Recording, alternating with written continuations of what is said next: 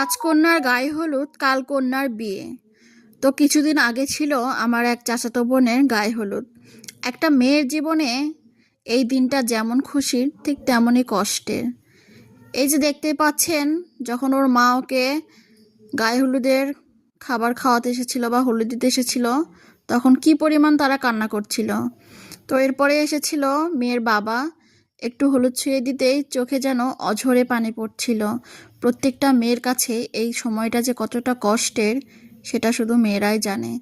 যাই হোক, হঠাৎ করেই বিয়ের আয়োজন করা হয়েছিল, তাই ঘরোয়াভাবে গায়ে হলুদের আয়োজন করা হয়েছিল।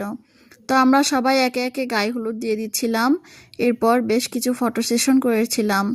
তো এই যে দেখতেই পাচ্ছেন, আমাকে অনেক রাতে ছিল এই অনুষ্ঠানটা, তাই খুব ভালো হচ্ছে ফটোগ্রাফি করতে পারিনি। এরপর একে একে আমরা সবাই গায়ে হলুদ দিয়ে একটু খাবার খাইয়ে অনুষ্ঠানটা কমপ্লিট করেছি। সত্যি কথা বলতে আমরা সবাই খুবই মজা করেছি, কারণ অনেক দিন পর ছিল এই বিয়েটা। আবার আমাদের মাঝে সামনে আর কারো বিয়ে নেই। তো আপনাদের কাছে কেমন লাগলো এই মুহূর্তটা অবশ্যই জানাবেন।